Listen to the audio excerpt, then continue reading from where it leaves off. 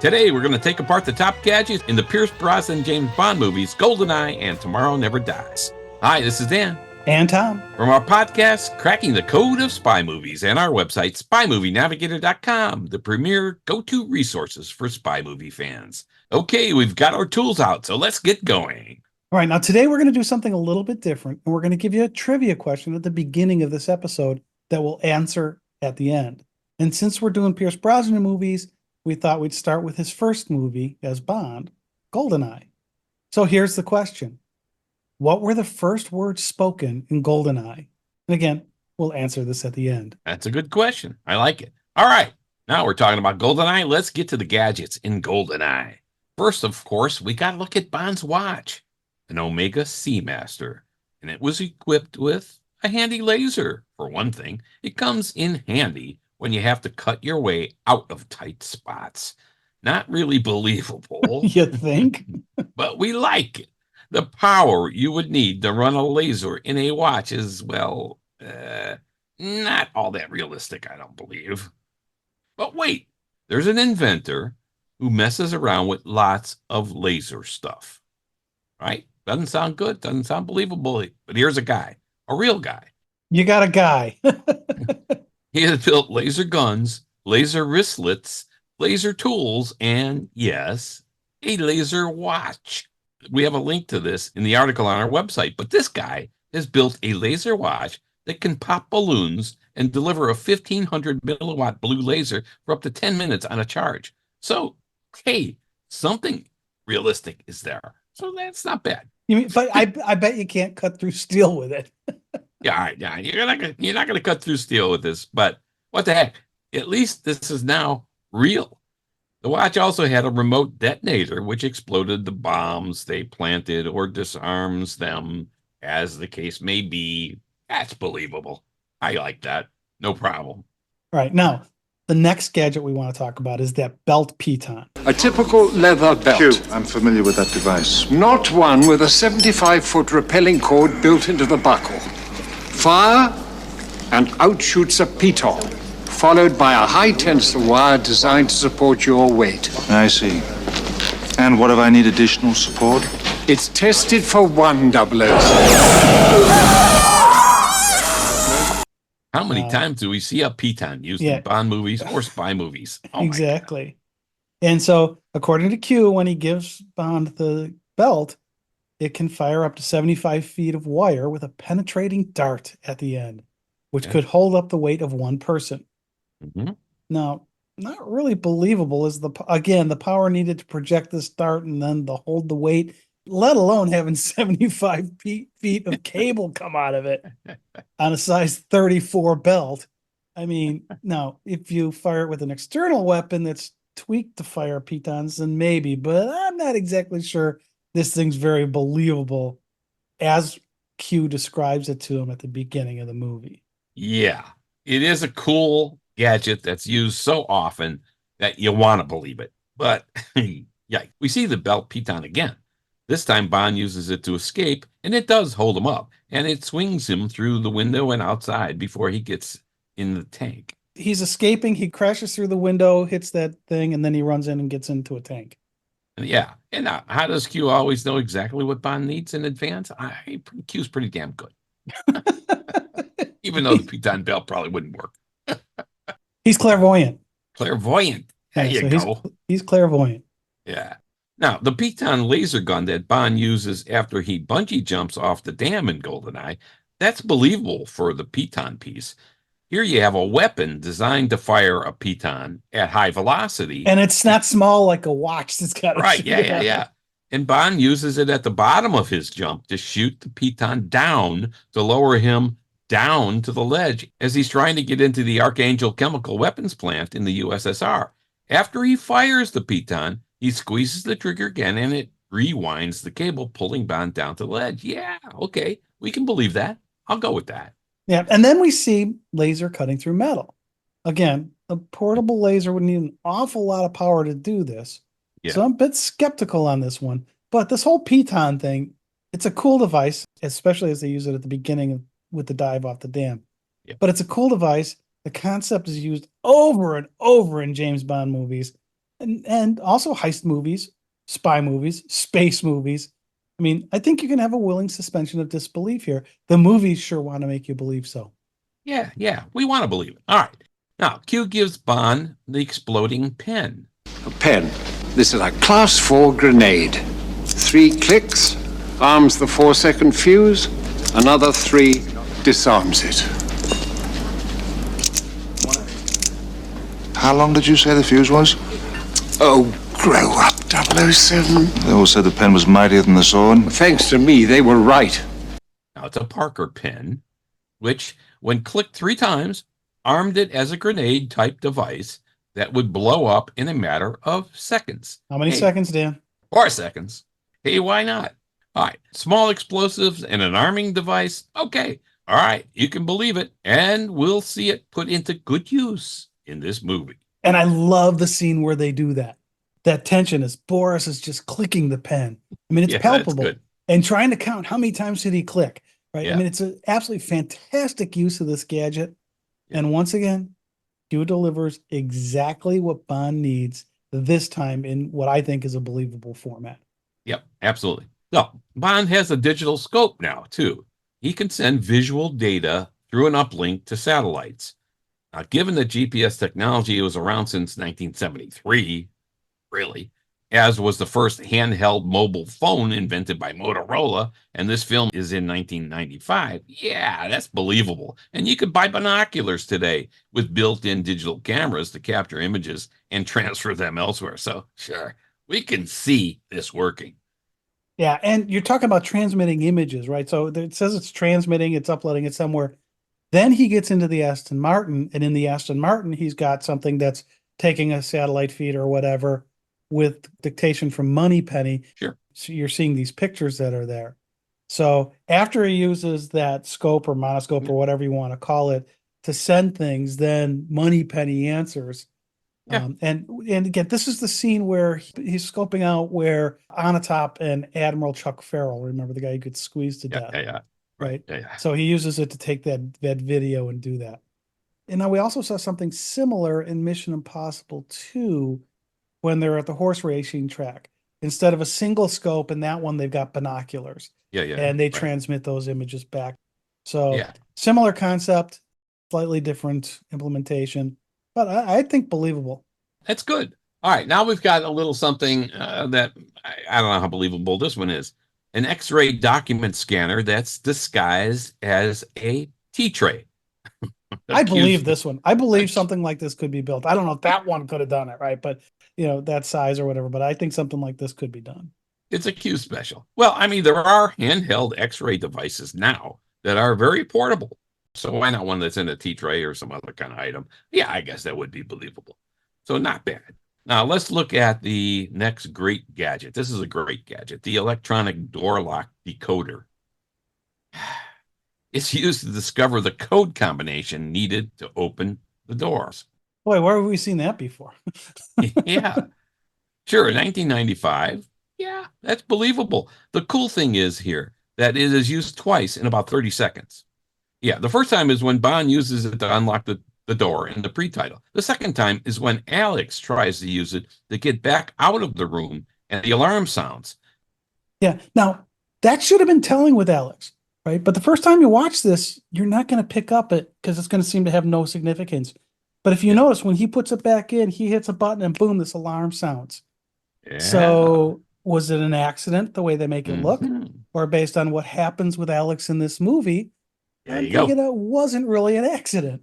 And easy to miss right here, obviously. And they want you to miss it, I think. That's good. Electronic locks were around for quite a while by then.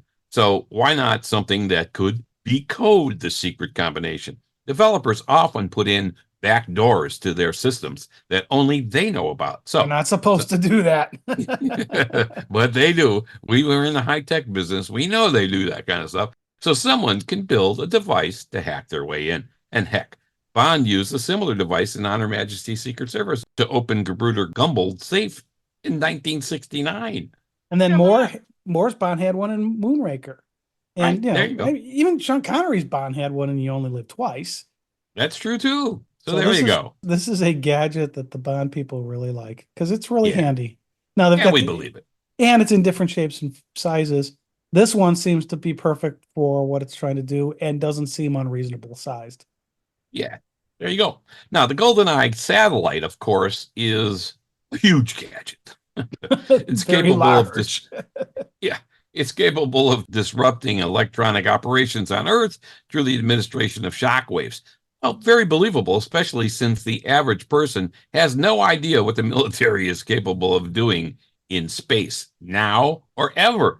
And and there are plenty of experiments that countries are trying now with space weapons, space lasers, and other ways of disrupting the enemy or potential enemy satellite operations. So, yeah, there's a lot of stuff we don't know that's going on. So this is believable. Satellite hacking to me is really, really frightening. I mean, you Yeah. think about what they're trying to do with some of these things and how much The of wars that are going on now are cyber wars, right? Yeah. All the hacking that's going on into all kinds of systems. well, and Yeah, how frightening. much relies on these satellites up there. You can't Yeah. launch a defensive missile without your satellites. Yep, Yikes. kind of crazy. Now, Yeah. all right, so there's some other Q Lab stuff here, and like when you see these Q Lab scenes, there's stuff going on in the background or whatever. Yeah. They're almost throwaways, right? Q's I mean, busy. Yeah, so you've got there's this ejector seat office chair. Now, I didn't see this until about the fourth time I watched the movie because it's like a Yeah. 2-second thing. It just boom, this guy goes flying up. It's ridiculous. But there are some other gadgets there. There's the leg cast thing that fires Oh, that yeah. missile right when Bond meets up with Q. Bond never uses it, but we see it in the lab. And then we get the phone booth. Yeah. This is a wonderful, wonderful gadget. Very useful. It traps someone inside of it. It's kind of like an airbag thing that goes off and traps somebody inside the phone booth and holds them against the wall so they can't leave. Now, if they Yeah. had a device that Bond had in a later movie where he had that ring, that sonic ring that could shatter glass, the guy could get out. But in this case, they didn't. Yeah, we're going to talk about that too. But hey, you didn't mention the champagne cooler. Come on, you love a Bollinger champagne. Yeah. And it had a really nice champagne in it too. So the champagne cooler that was built into that Aston Martin was in that scene that Bond is driving through and he's got that evaluator with her, Caroline, and he's chasing after Onatop and she's in the red Ferrari. James, I want you to stop this car. Really? Stop this car at once!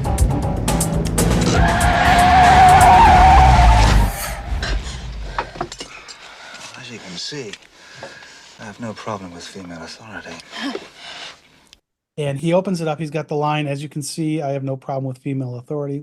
And then he opens up the thing in the dashboard and you see a bottle of Bollinger Grandani 1988. And I'm just salivating whenever I see that because I just want to taste that.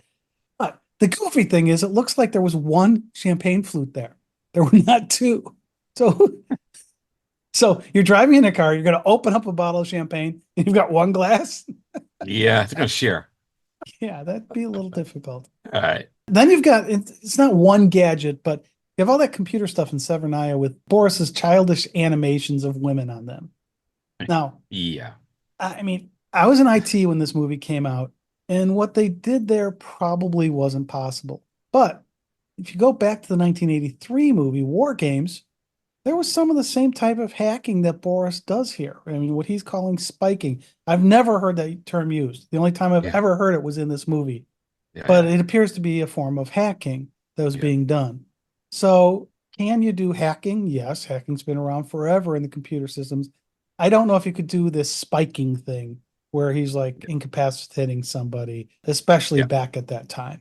But it is still kind of cool with the childish graphics and stuff like that because that's how that stuff was back then. You didn't have the sophistication of the graphics boards to be able to do what we can do now.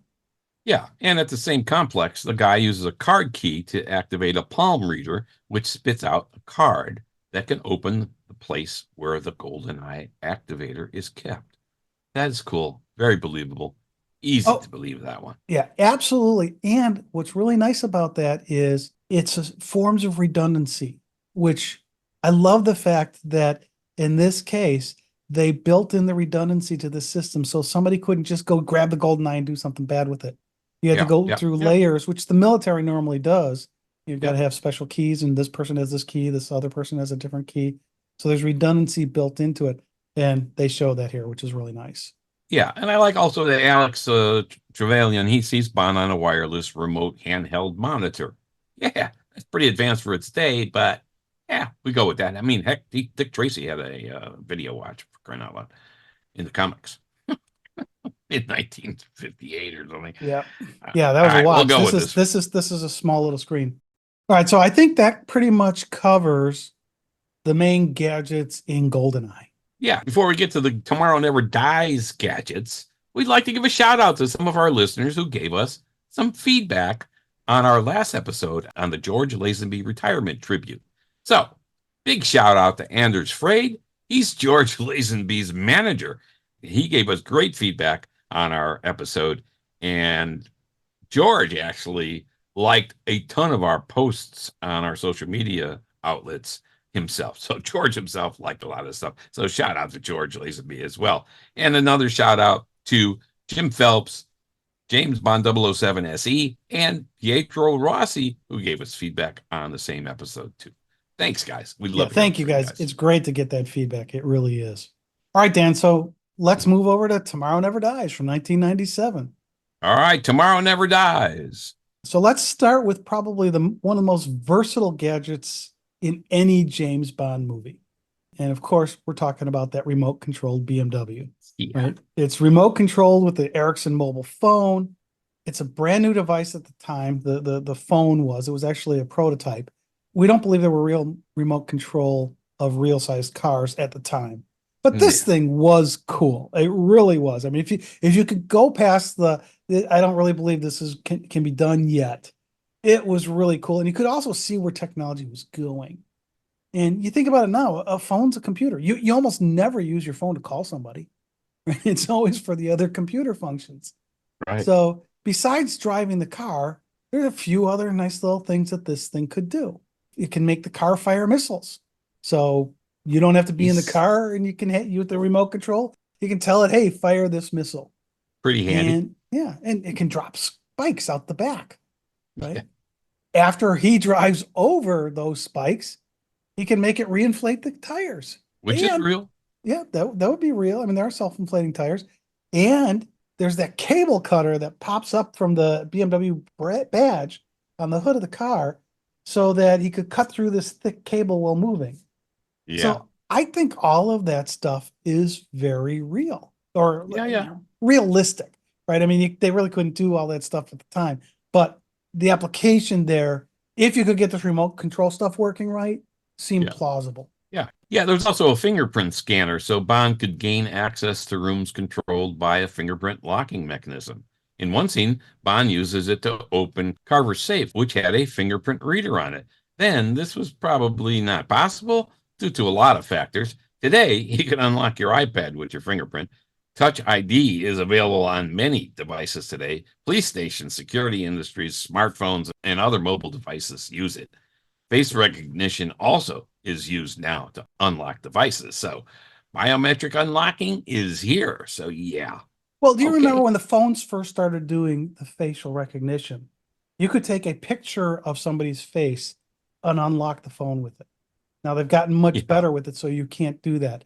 So what Bond did there with the fingerprint thing was he took a scan of a fingerprint and played it back. And at that time, they would not have been able to distinguish between the two, I don't think, if he was able to get a really good picture of it. Now, for the biometric locks, they've been around for a while. I've got a wine room, and for 20 years, I've got a thumbprint reader on it. Got to get your fingerprint through to get into my wine room. So this stuff does work. Now, whether he could grab it like he did, maybe, maybe not, especially at the time. But the technology of doing the biometrics for unlocking devices, absolutely believable. Yeah. The remote control phone was also a stun gun, which is easy to believe in 1997. No worries, right? First cue tells Bond it can stun someone. And of course, we're going to see Bond stunning someone later, Dr. Kaufman. Boom. So we know it's going to be used. And there it is. Bam. And very believable. Absolutely. And the antenna also can be inserted into a keyhole, and a certain key on the phone was pressed that would open the lock. Oh yeah, let me stop you, Dan, because I've read this where people said it's an antenna. I've rewatched that scene a couple times. It's not really designed for what you're saying. What he's doing is he's using the stun feature, which is shooting an electronic signal out. Yeah. And so he's using the two prongs for the thing. He doesn't actually stick it into the lock. He gets it really close to the lock. It fries the electric door essentially with electricity. Okay, if it And fries so- it, I believe it. Yeah, and so then it disables the electric door. The door opens and he goes through. So again, it took a couple rewatches because like I said, I've read it a couple places where he sticks this antenna in, and that's not right. It's actually, if you watch it very closely, he gets the thing right up against it, and then the stun gun shoots off its electricity, and boom, he can get into the door. Yeah, that's cool. And now another thing that's important about this is, unlike some of these other phone features that we've talked about, using the stun capability to disable a lock was not something Q talked to him about when he gave him the car. Yeah. Right? So that's Bond thinking through it. And so again, totally believable that if you had a stun gun, be able to do something like that to disable a lock. When you think Yeah. about an EMP, right? You're just using electricity to disable something. But I thought it was cool that Bond was able to use his ingenuity that, hey, this wasn't a use that I have for the stun gun, but I bet I can open this lock with it. And boom, it Yeah. does work. I like the frying idea. That's good. I believe that. All right. Hey, we see another Omega Seamaster watch. And I'm sure it does some stuff. Wait. In a Pierce Brosnan and James Bond movie, there's another Omega Seamaster watch? And it does stuff more than tell time. Can you believe that? It's hard. It's just wild. All right. This one's equipped with just what James Bond needs. Go Of figure. course. A small charge stored in the watch that can be detonated by remote control. It comes in handy when he places the charge in the glass jar with the hand grenade. Boom! Believable? Yeah, easy to believe that one. That's believable, but the glass jar he picked up there, right? There were some glass jars he found. He finds it Handy. handy that he found it, and it just happened to be exactly the right size to be able to do this with a grenade. So somehow, for some reason, he picks up a glass jar and then he puts this hand grenade in, and it's perfect. It's like, Yeah, Bond's lucky a lot of times. Yeah, that would definitely be luck. And Inspector Bond uses his exploding watch to escape from Blofeld's brain drilling machine. So these watches get a lot of work out. Yeah. You know, watches are handy. You got to keep an eye on them. Watches. All right. Next, we want to talk about Wayland's lab with the computers, weapons, and gadgets that we see there. All right. What I like about this, Dan, before we get into the specifics, is this is kind of like a Q lab, Yeah. but there's no Q. It's just Wai Lin who's the agent. Yeah. But it's really cool. And in Kingsman: The Secret Service, when Eggsy goes in and into the tailor shop for the first time, and he goes into the room with all of the weapons and stuff Yeah, like I this. love that. This is a bigger version of that. This is a big area. Yeah. It's Yeah. got a lot of firepower in it. Yeah. All right. Now we got this Wayland's rickshaw thing. I don't know what you call this thing. Yeah, that was weird. It's an odd thing, right? But when she and Bond are looking at the computer in her lab, a thug starts to come at them, and Wai Lin hits something, and this thing appears and knocks the thug over. I think it was either from a rickshaw or part of a rickshaw. I don't know what the thing is, but it's a gadget. Yeah, I've watched this scene 10 times trying to figure this darn thing out, right? At first, I thought it was like an airbag thing, but Yeah. it looks like it comes off the rickshaw. It's weird. I don't know. There's no explanation. It's half a second in the movie, but Yeah. it is kind of cool. Like she just hits something and this thing flies off and takes somebody out. Yeah. All right. Whatever that thing is called, it's cool. All right. Then we have this fan with spikes that come out of it. So James Bond's talking. He pops open the fan, and these darts shoot out with some cables attached to them. These would definitely hurt somebody, but it's a minor gadget, but it's handy. But what really cracked me up was you see Bond open it, the things fly out, and then you see it closed in Bond's hand with no cables off of it. So it fired these things out. Yeah. I don't get it. Kind of felt like the bolo balls you sometimes see, where you got two balls on the end of a rope and you throw them at somebody and the cables wrap around. Yeah. But this was a bunch of spikes that went out. All right. Cool gadget. Wayland's grappling hook. All right. We're going to see another grappling hook. This time fired from a wrist bracelet. Okay. All right. We've seen this many times before. It's hard to believe you can fire it so far and it will hold a human's weight, especially fired from a wrist bracelet type thing. But okay, we want to believe it. Again, physics is against this working.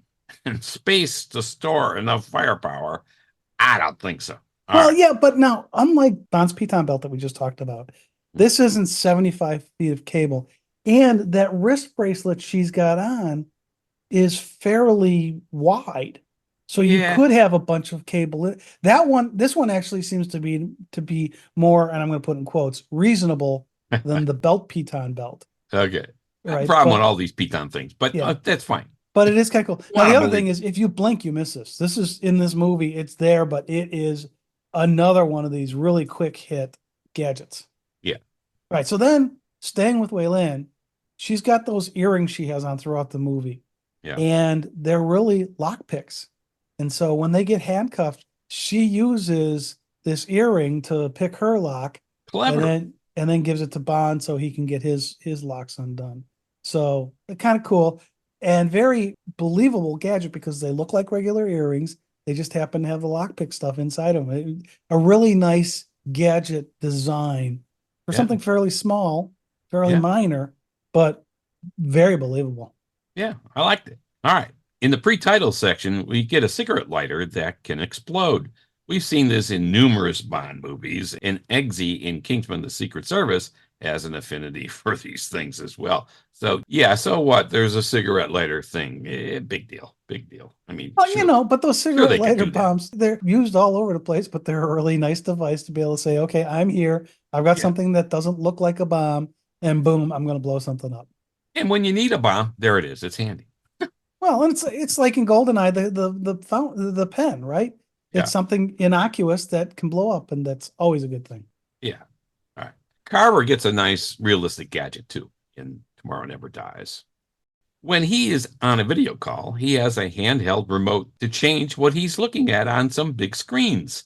In 1997, this would have been a reality. They were hard to program back then, but it is realistic, much more realistic than the remote controlled car. Yeah, I mean, Yeah. for home theater setups, and that's kind of what he was using it for. They had those devices that you could control the whole setup. They're very expensive, very tough to program. They work. Yeah. So we have another believable one here. Yeah. Right. All right. We've taken apart all the top gadgets in the first two Pierce Brosnan Bond movies, GoldenEye and Tomorrow Never Dies. Time to put these devices back together again and put our tools away. So we're done with that. Let's go back to the trivia question we asked at the beginning of this episode. Yeah. Now, here, in case you don't remember, the question was, what were the first words spoken in GoldenEye? And so think about that, and I'll give you some hints. Was it For England, James? Was it Closing Time, James? Last Call? Was it Beg Your Pardon, Forgot to Knock? Or was it Aren't We All? What were the first words spoken in GoldenEye? And the answer is... Beg your pardon, forgot to knock. There Get that one right? The man in the toilet, right? Yeah. Yes, the guy in the toilet. when he's lowering. Very good. All right. That's a wrap. This has been Dan Anton. of SpyMovieNavigator.com and our podcast show, Cracking the Code of Spy Movies. Subscribe to our show and our YouTube channel as well. Thanks for listening. We appreciate you spending time with us.